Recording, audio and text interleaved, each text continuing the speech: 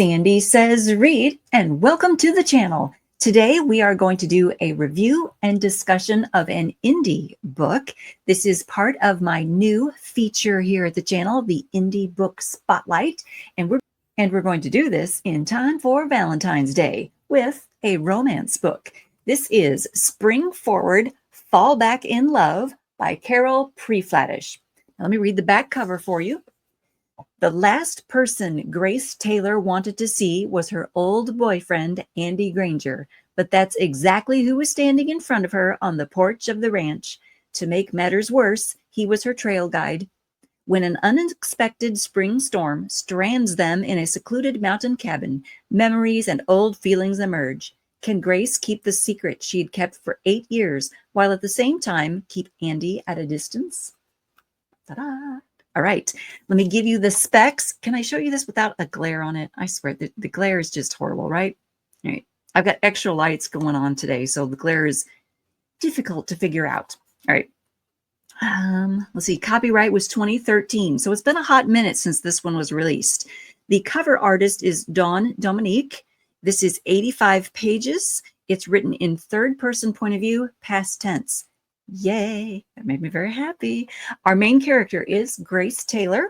Her high school BFF is named Cindy, and we meet up with Cindy in, where is it, Summit, Colorado? Yes, the action takes place in Summit, Colorado. And the high school boyfriend is Andy Granger.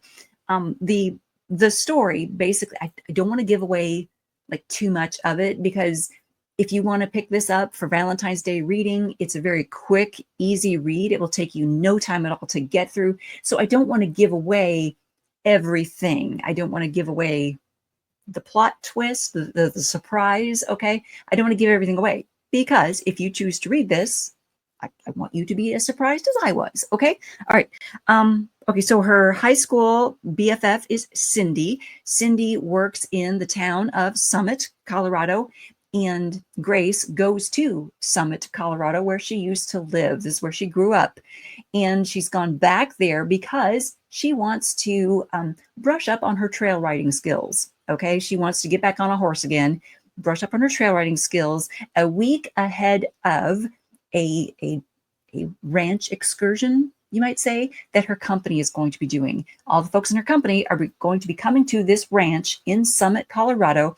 Everyone in her company is aware that Grace used to win all kinds of horse riding awards. Okay, hold on. I'm done coughing up a lung. Let's get back to it. Okay, everyone in her company is aware that she used to win awards at horseback riding and such. So they're expecting her to be able to ride horses and go on these trail rides without any problems.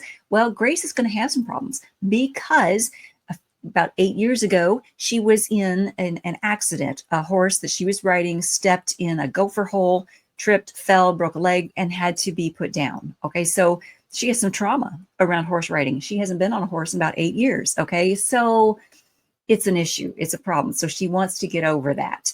And that, you guys, the way Carol set that up was chef's kiss. Remarkable. Excellent. This thing was plotted out very nicely. The way that weaves in that accident and the horse, the trauma from that, you guys, well done. Well done. Okay. And it's so important to the story. And the way that is introduced, the way it is brought into the story, also well done. Okay. And so because of that accident 8 years ago, because Grace has come to town early to get back up on the horse again, get back in the saddle again, she runs into Andy Granger, her old boyfriend, whom she hasn't seen for 8 years. And Andy's like, well, I'm your trail guide. Let's get on a horse.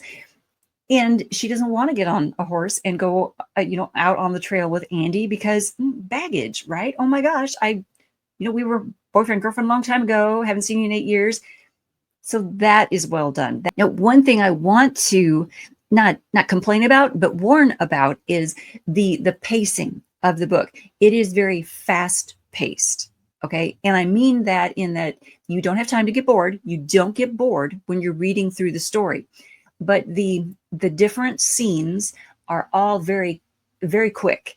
when Grace and Cindy sit down to have a meal together, that meal, the conversation during the meal goes very quickly, and then it's over and they're done eating and they're up to the next scene. They're off to the next scene. And that did kind of take me off guard once in a while, but it still kept flowing, kept going. The story kept moving along. So I didn't really have time to stop and wonder, okay, should that have taken longer for them to eat dinner? Who cares? They keep moving. The story kept going. Okay. Now, there was a point on page 38 where we get an intensification of the story. Now, on the back cover, it says, "Can Grace keep the secret she'd kept for 8 years while at the same time keep Andy at a distance?" You guys, I forgot that there was a secret, even though it's also mentioned on the front cover as well. She left 8 years ago with a secret. Now she's back and stranded in a cabin, blah, blah, blah. I forgot that there was a secret until we got to page 38, because there's so much other stuff happening. Carol put so many other little elements of the plot in here and wove them in together so nicely. I forgot there was a secret. We get to page 38 and we have Andy and Grace are on their second trail ride. And Andy has asked her, "Hey, do you have dinner tonight?" And she's thinking that's not a good idea. She's worried about it.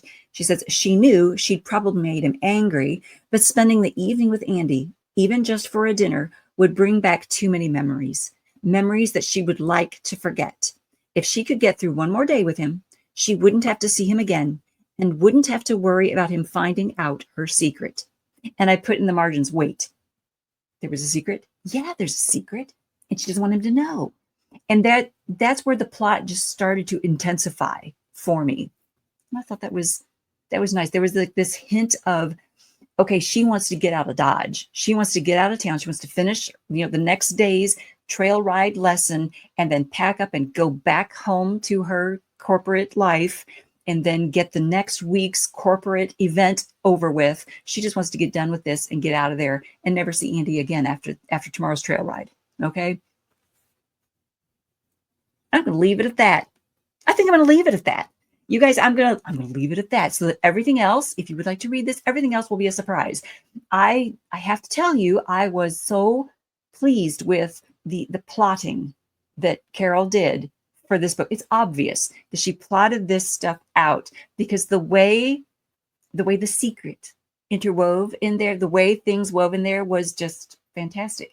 Now, I mentioned when I introduced that I was going to be reading this book for Valentine's Day content, I mentioned that Carol had warned me that it was spicy, that there were some spicy scenes. And there are 2 spicy scenes in here.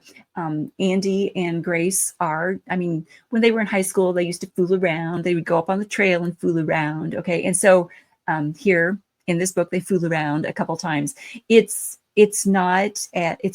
It's not an erotic novel. Okay, you guys, it's not a dirty book. It's well done. It's tastefully done. Kudos to Carol for that. So yeah, it's not a scary, spicy book.